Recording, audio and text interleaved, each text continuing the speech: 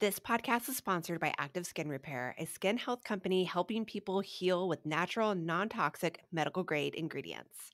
Okay, guys, I am probably one of the most accident-prone people on the planet. You can blame it on many things, bad luck, poor spatial perception, but it all results in the same thing. Brie can injure herself literally anywhere, anytime. Take, for instance, last week, I was plucking my eyebrows, people, and I stabbed myself in the hand. Next thing I know, I am bleeding everywhere going, what the heck just happened? But luckily for me, I had some Active Skin Repair on hand, just one spray, and it felt so much better. By the next day, it was not red, not sore. It was fantastic. I love this stuff. Active Skin Repair can be used to treat a wide range of skin issues. And since it's all natural and non-toxic, it's perfect for people like me with sensitive skin. It works by utilizing hydrochloric acid, which mimics a natural immune response to cleanse, soothe irritation, reduce inflammation, and support the healing. With over 500,000 happy customers, thousands of 5-star reviews, and ingredients that are so safe and clean that it can be used from the youngest member of your family all the way up to the oldest, most accident prone like me, you can have one simple solution for your family's skin health needs. So visit www.activeskincarerepair.com to learn more about Active Skin Repair and get 20% off your order by using the code NOGUILT. That's www.activeskinrepair.com. Use the code NOGUILT to get 20% off your order. Really using curiosity, it saves us so much energy, and we're more likely to get the outcomes that we want, whether it's the way we see ourselves, the way we see someone else, and what actually happens in the situation. Welcome to the No Guilt Mom podcast. I am your host, Joanne Crode. Joining me here is the wonderful Brie Tucker from my guest room. Hello, everybody. How are you? I know, right? We have had a lot of struggles in the last 48 hours, mainly due to the internet. And if you want to hear them, we are going to talk about them in the interview today. So we really get down because it was like a big challenge all today, I feel like, for this interview with the wonderful Nithya Karia, because it was like, it's just living in the messy middle and not being perfect. And you can't expect things to be perfect. You just have to accept them as they are and go through the best you can. And I think that this podcast episode is the best example of that one. I don't think it could have happened to a better guest and a better message that she was delivering. So exactly. You are going to hear so much good stuff in here. Nithya Karia is a speaker, author, and coach who helps women consistently prioritize their well-being without guilt so they can live their life and feel good. Her high vibe habits help them live without the stress that blocks them from experiencing the life they want. She wants you to get happy on purpose. And listen in this episode for Nithya's 2 habits that she recommends you start practicing right now so that you can start receiving happiness instead of just giving it to everyone around you. So we hope you enjoy this episode. And now on with the show. You want mom life to be easier. That's our goal too. Our mission is to raise more self-sufficient and independent kids, and we're going to have fun doing it. We're going to help you delegate and step back. Each episode will tackle strategies for positive discipline, making our kids more responsible and making our lives better in the process. Welcome to the No Guilt Mom podcast.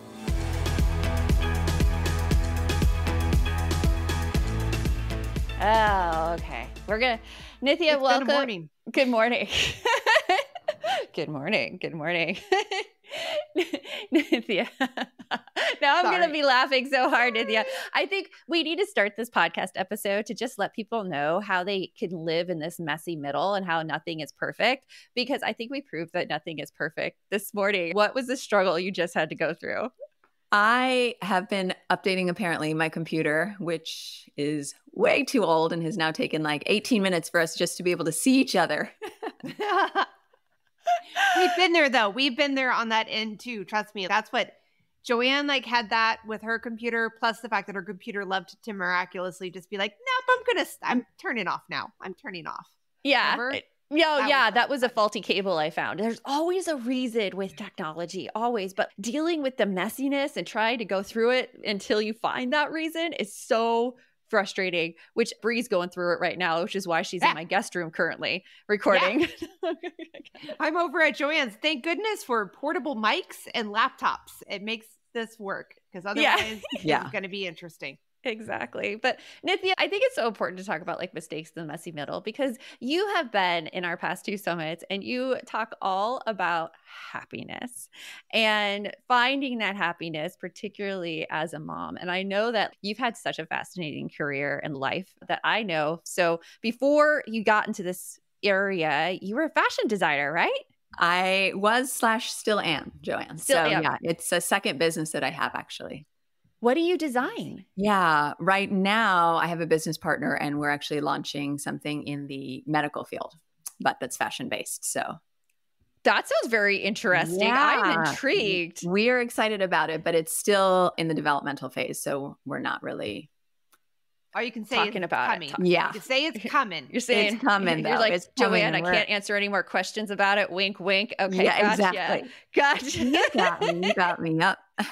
So how did you start working in this field of happiness and helping people develop that? Yeah. I actually want to thank you for bringing up the fashion design piece, because I feel like it used to be something that was really exciting, but also was something I was like secretly, had a whole nother set of thoughts around. Like people didn't think I'm smart because I was a designer. People did, all this other stuff about, anyway, how I see myself really, or how I'm afraid someone else is going to see me. And so thanks for bringing it up, because it is something that really does represent my whole journey, because I think I've been on a journey trying to help women show up just as themselves, feeling really confident and really contributing to this happiness piece, first from an external kind of point of view of when we put something on, how does it make us feel? And I really feel like what I do now is an evolution of where I came from.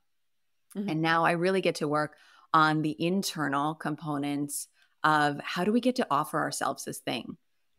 And because that is the truth, right? The myth is that it comes and it goes, that it's just not here, that we have to work so hard to create it, when really the goal, and just like you were saying this morning when we started this, right? That if it can't be something outside of us, because something always happens. So it gets to be something. This was such a good practice, even for me, as I'm watching this update bar go. And I'm like, oh my gosh, this is so slow. And they're probably getting so upset. And, like all the thoughts we can have around what we can't control. And then just coming back to, well, this is where we are, and I sure hope it works. But here we are. So interesting. It was so interesting that we have these thoughts, because we do all have these thoughts that people are getting upset. And on the other side of the camera, I could tell you, like, I was arguing on Instagram while you were like, which I should not do. I should not go into that depth where people are just so critical and unwilling to hear your opinion, and you feel like you have to defend it and you have to fight it. It's hard, but it's interesting that you mentioned this thing about, not wanting to talk about being a fashion designer because people would think less of you. We were just talking with Chelsea Gooden yesterday, who wrote a book about the power of teenage girls called Underestimated. And in the book, she talks specifically how teenage girls today have a very different thought of what like being a strong woman is compared to our generation. Like our generation, we are like, they won't take me seriously. They'll think I'm like capricious. They'll think like I'm just fluff or whatever if you're interested in fashion or beauty or anything. And the girls today are saying they could be both. They could be both interested in the beauty, they could be interested in the fashion, they could do everything, and they could be like hella smart and intelligent and have these great discussions. So I thought it was interesting because that does appear a lot for us as well. I love that. Yeah, that's so good to hear. Yeah, it's so good. So you got into this field of happiness and seeing it's something from the outside, really, that a lot of people look at to think that it causes happiness. And I've done that before in my journey. You like have a goal in the future, be it like writing a book, or maybe it's like a goal in your company, or maybe it's like losing some weight. And you think getting to that goal is going to make you happy. What have you seen in that?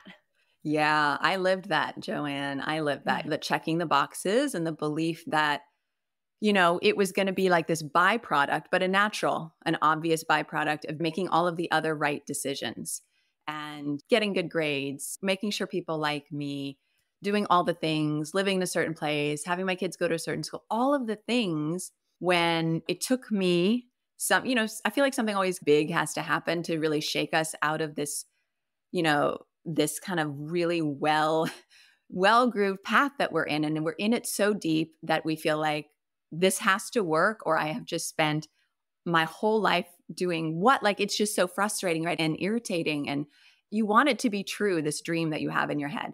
And the truth is, it's like I did. My husband was in an accident, and I was just faced literally instantly with this idea that just like, how long am I realistically going to give myself that I'm going to keep believing in this idea that, oh, if I just do more, that's going to be the answer. And it was just, this process and, all the coaching and the learning and the re-education around understanding that happiness is really a perspective.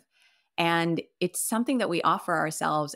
And by being able to prioritize ourselves, which is how we get to stay in this feel-good state, is actually, it makes all the other decisions that we get up in the morning and try so hard to do, it just makes them all easier because we're actually, right, we have the energy, we have the perspective, we have the control, essentially, that we are looking so hard for in the other things.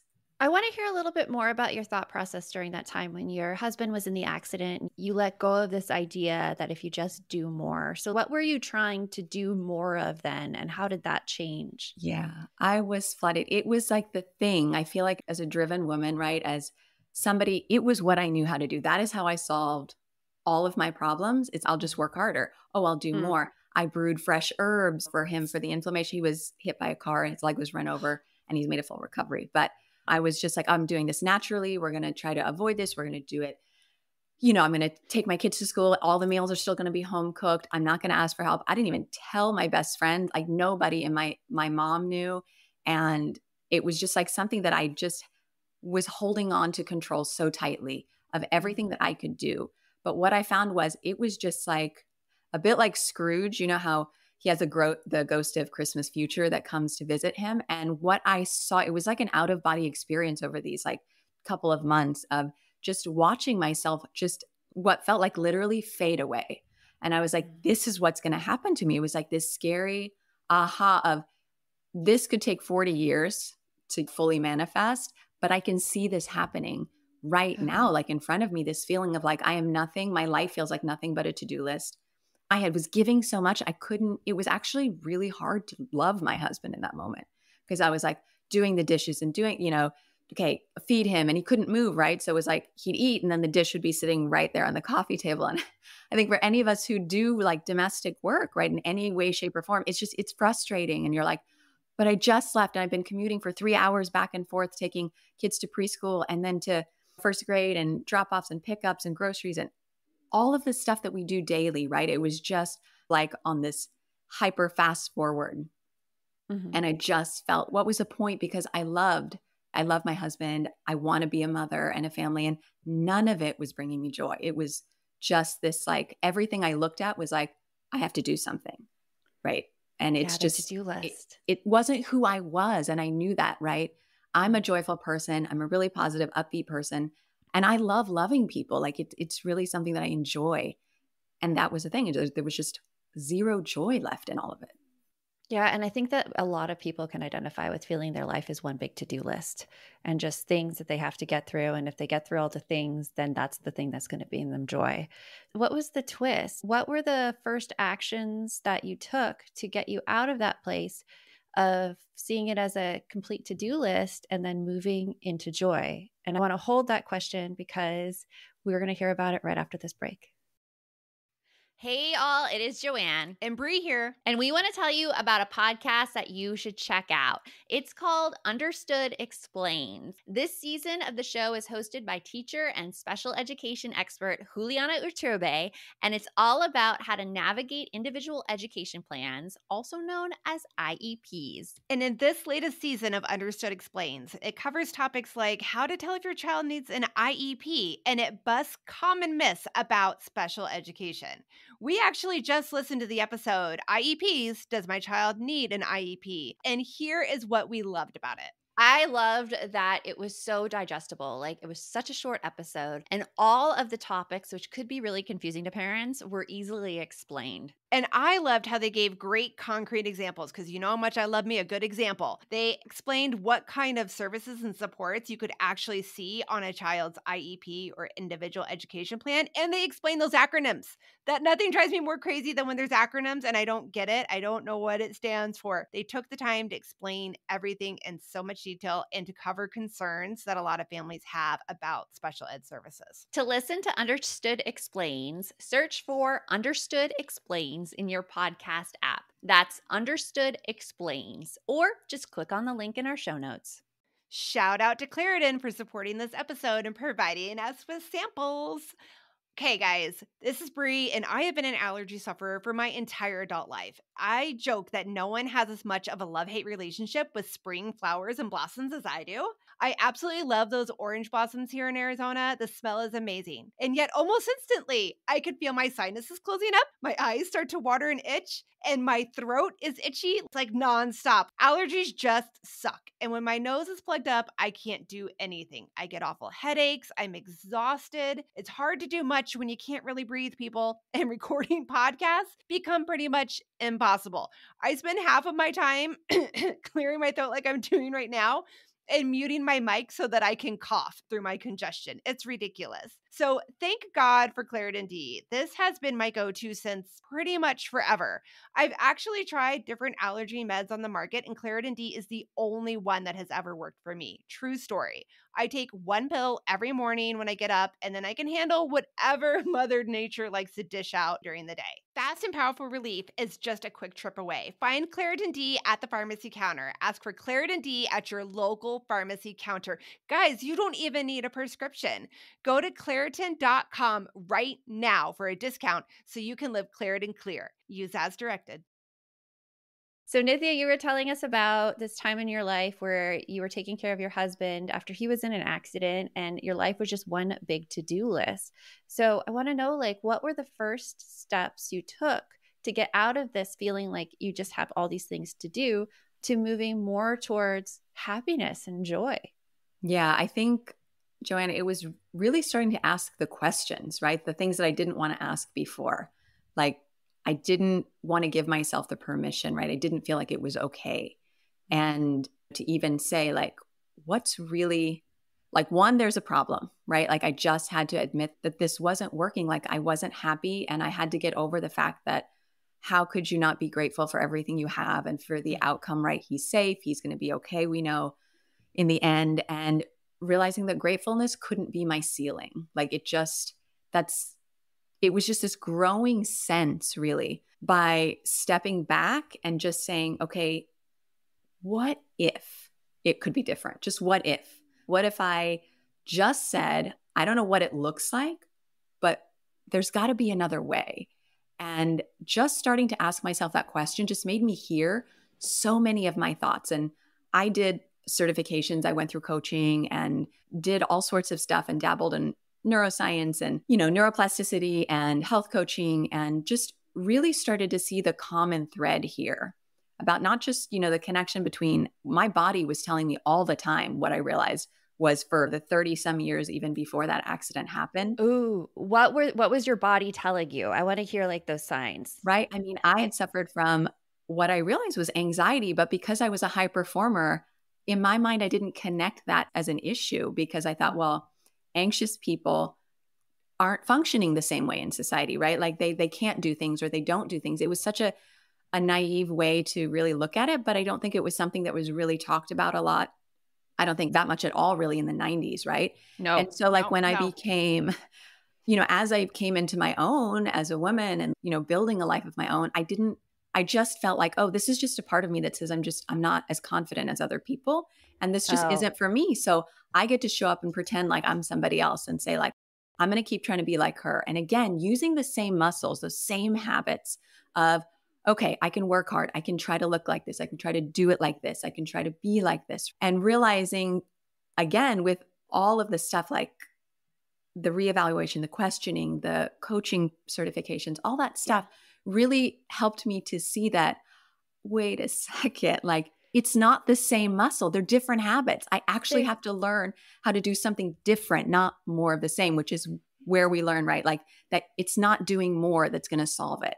And that double-edged sword that also I can still be driven, right? I don't have to then say, well, I guess I don't get anything in life. I'll just settle for this small piece. That also didn't feel right to me. And so my work is really around combining, like, how do I get to be me? Say, I want all this stuff. It's okay. Yeah. And how do I get to do it in a way that feels good?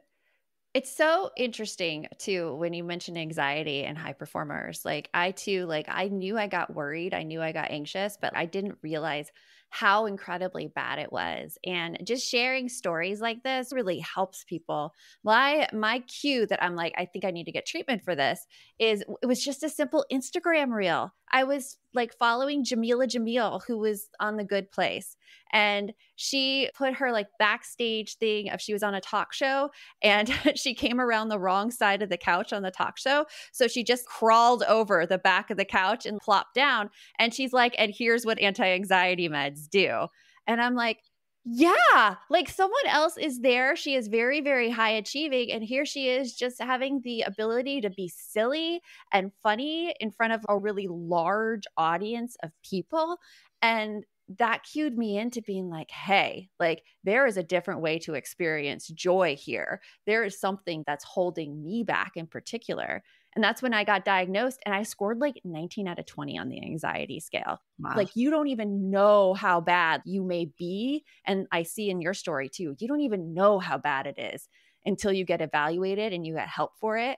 And now I look back at that person and I'm like, oh, I wish like I would have gotten treated sooner for it. Because there's so much happiness that lies when you are able to conquer those things. Yeah. And I mean, for me, just like having that awareness, right, and starting to work in my own ways around it, I realized that it was all those things that actually blocked my happiness, right? The same things that I thought were driving me. It's like using the same side of a hammer, right? Like I can't take the nails out and put them in with the same side. It's not an effective tool anymore. Doesn't mean it doesn't have a place in our tool belt, right? But that we get to learn that there's really like the yin and the yang, the opposite, however you want to say it, right? The masculine and the feminine. But there it's again, a different muscle set, a different way, different habits that we practice that really allow ourselves to receive. So that even as I'm doing the work for my business or for my family, I'm also receiving in some way, shape, or form from that work. And I'm valuing the idea that how I feel matters. Like it really does. It's not a selfish goal because anything that I interact with, my work, people, it's affected by my emotional state. And so learning to regulate that is just this really powerful form of control and the thing that we always hand to someone else, right? Oh, my husband's supposed to make me feel loved. My best friend is supposed to make me feel like I have community and I'm wanted. It's such a heavy burden we place on each other to fill this big thing inside of us that really we never get to keep if we don't offer it to ourselves first. And then everybody else gets to add to that. And it changes the game without changing anything else, literally, right? It starts here. And like I say, like my life hasn't changed. I have the same husband. I live in the same house. We make more or less the same amount of money. I still have 2 kids. And my life is completely different, the experience of it. And this is like the thing I get so excited about. It's actually possible. Let's get into like the nitty gritty now. What is one habit that you practice to actually receive that happiness instead of just giving? I say the first place is always to just be asking yourself and check in, have a gauge, right? How am I feeling right now? Because if I'm like about to say something or do something, but I check in first and I realize, oh my gosh, I can feel my shoulders are really tense. I can feel, whatever, my head is hurting, my stomach, I'm feeling nervous.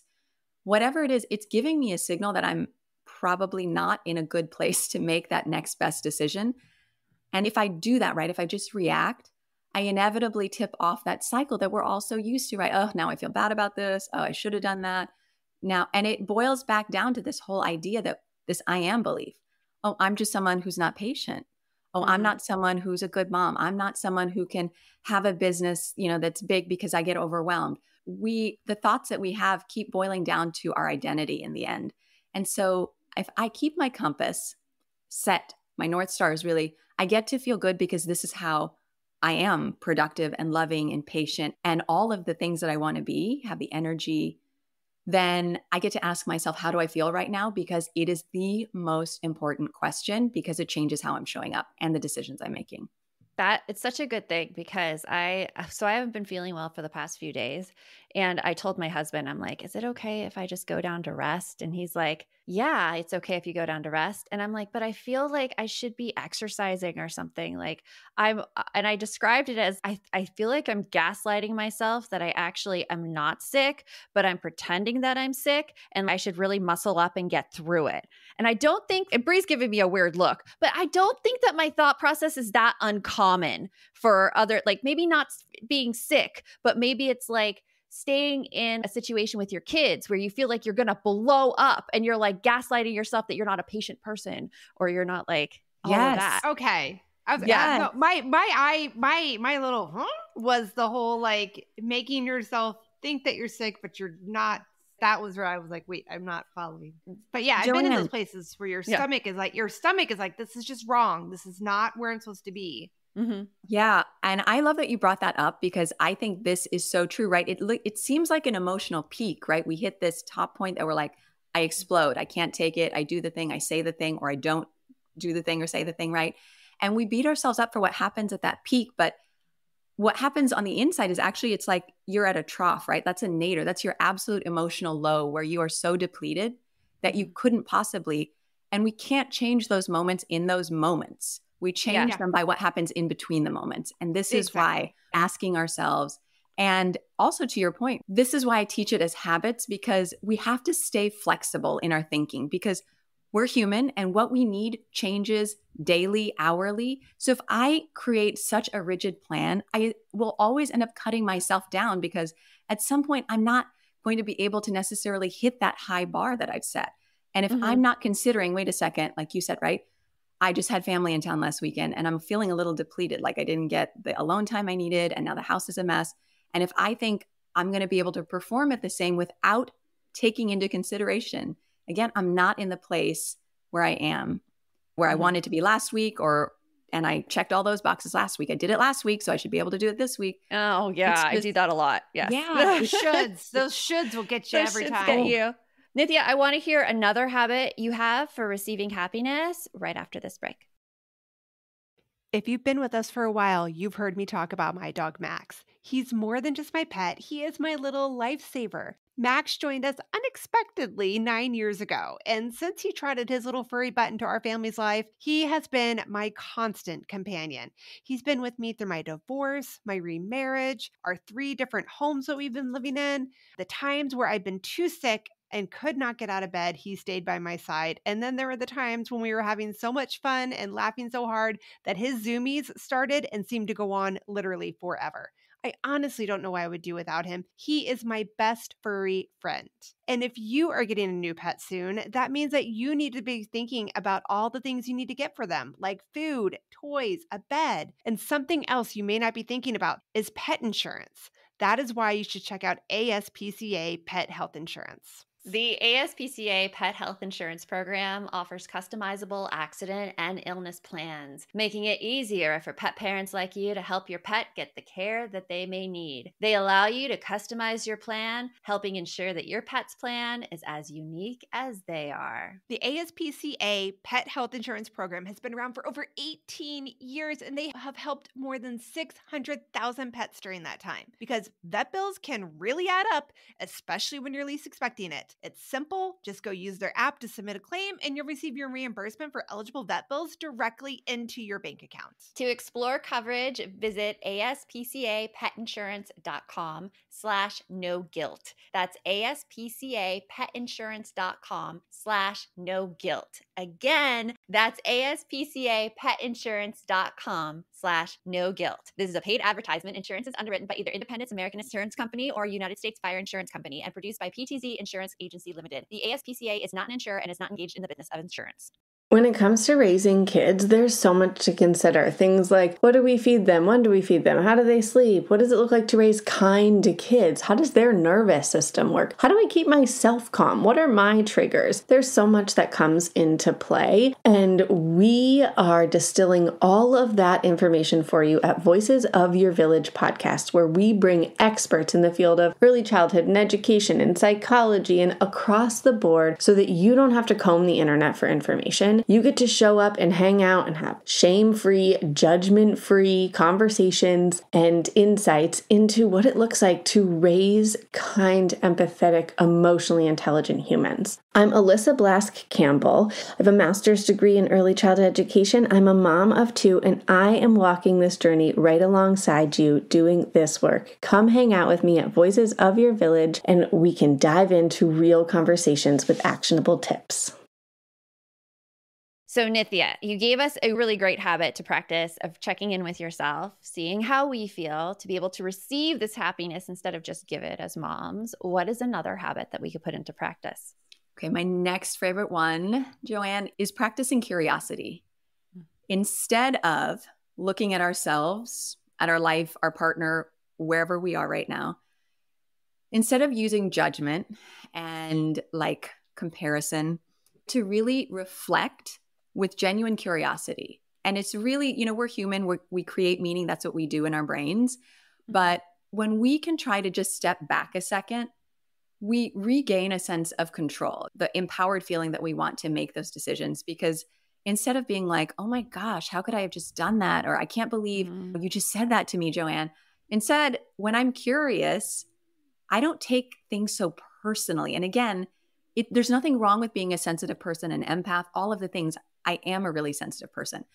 But it doesn't serve me when if my feelings are always hurt and I'm back in my own head and I have lost the ability to show up really effectively and to be able to say, oh, Joanne might be having a bad day, or wow, I know she had a big meeting coming this morning. She's probably stressed. Let me just rephrase this, or I know she didn't mean it that way. And it's not to make excuses for other people's misbehavior or things that it's not accepting that. It's really keeping yourself in a state of control that says, yeah, I didn't really care for that. Or, okay, here's what I really want. I need my kid to understand that this is where we are right now. This is what I need. And I realize that they're having a really hard time right now. And it's not about me.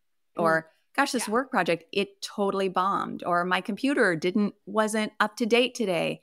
And instead of being like, oh, God, how stupid, I should have done this thing, I can be like, okay, hopefully we still have time to do this episode. Now I know, right, to update my Riverside or update my Chrome and all that stuff. But really using curiosity, it saves us so much energy, and we're more likely to get the outcomes that we want, whether it's the way we see ourselves, the way we see someone else, and what actually happens in the situation. I love that. Curiosity. Curiosity is my favorite parenting strategy ever, because when we really lean into it, like in our balance program, actually, we teach parents how to parent with curiosity and figuring out like what is behind their kids' outbursts, what's behind their big opinions, why are the kids reacting this way? Because when you have those conversations, there's been so many times where Bree and I both have teenagers, and teenagers aren't nice most of the time. Like they have nice a lot. They're learning. They have big opinions. They have big opinions. And my favorite way to describe them is they are preschoolers with better vocabulary. Yeah. Well, the emotional shifts are like very similar to what we had then. And they're learning how to regulate, and they're learning how to state their opinions in a way that doesn't completely emotionally demolish the other person. But when we pause in that moment, I mean, just the other night, my daughter got mad at me, and I had to say, okay, I'm just gonna shut my mouth. I'm gonna shut my mouth because I was gonna say something. And then finding out later that when we were both calm, she was just really stressed about getting a lab report done. And she was really stressed about her like chemistry class. And that's why she was so snippy with me. It was nothing I did. It was nothing about how I raised her at all. Yeah.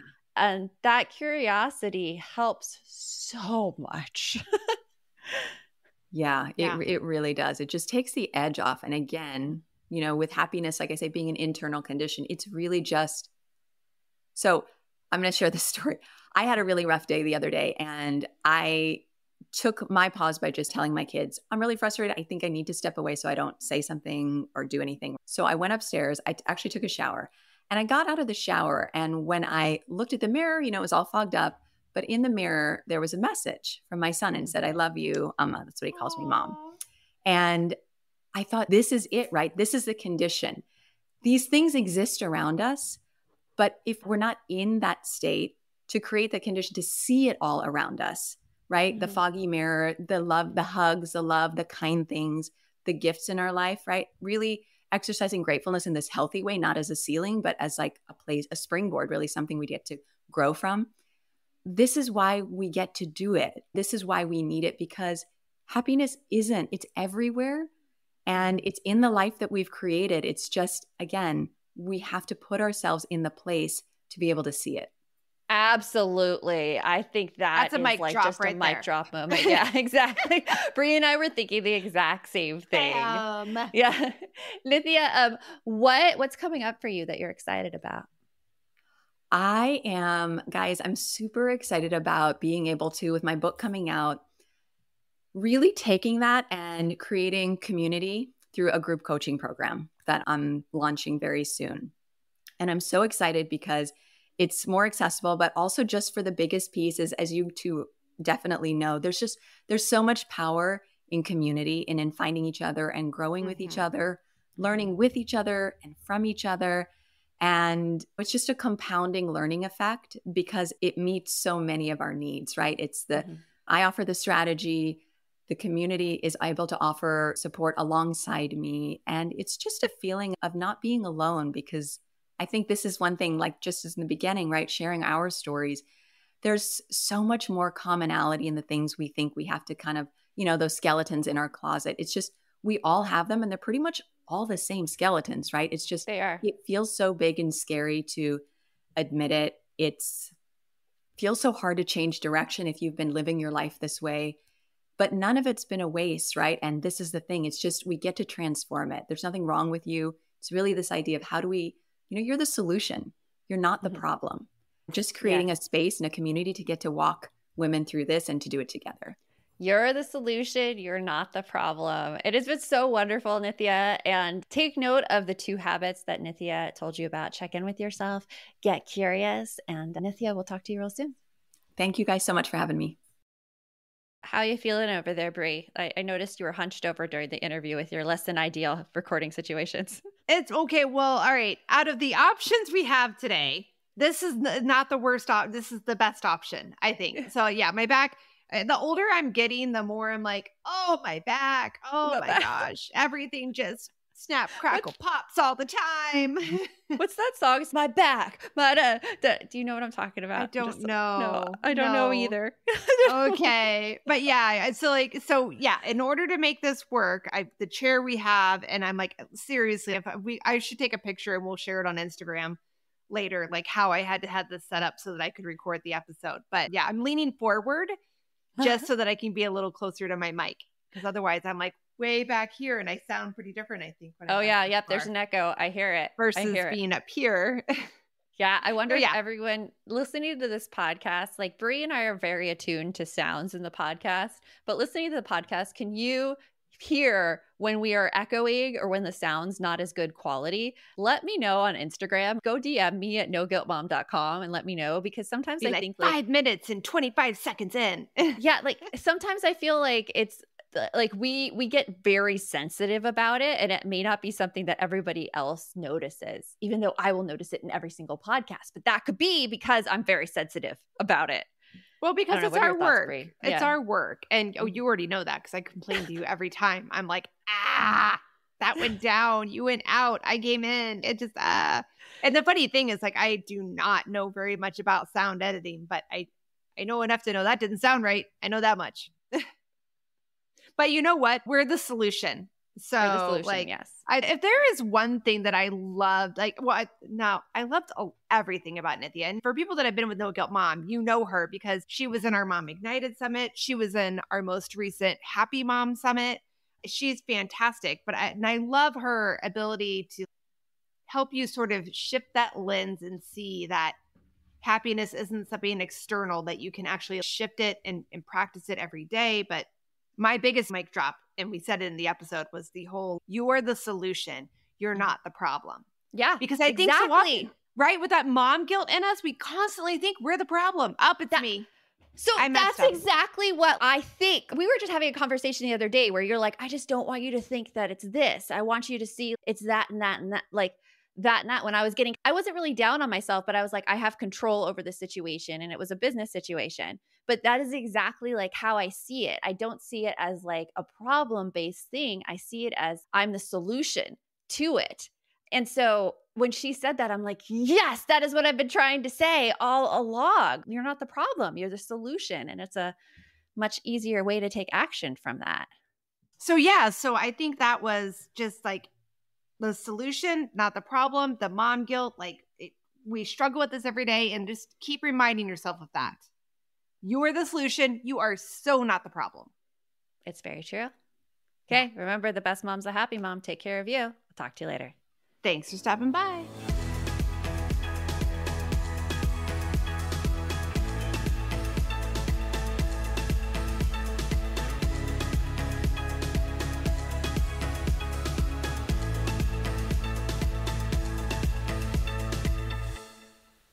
Hey there, I'm Debbie Reber, the founder of Tilt Parenting and the author of the book Differently Wired. The mission of Tilt is to change the way neurodivergence, whether that's having a learning disability, having ADHD, being gifted, autistic, or some combination of all of the above, is perceived and experienced so differently wired kids and the parents like us raising them can truly thrive. On the Tilt Parenting podcast, I get to talk with authors, therapists, educators, and parenting experts who are committed to this mission. I ask the questions my listeners are most curious about when it comes to supporting our kids. And in turn, my guests share strategies for challenges, out-of-the-box ideas for navigating school, best practices for therapies, tips for advocating, and so many thoughtful insights on what it really takes to help our kids grow up feeling seen and respected so they can create awesome lives for themselves. I know that raising a differently wired kid can feel overwhelming and isolating, but I promise you, you are not alone, and it can feel so much better.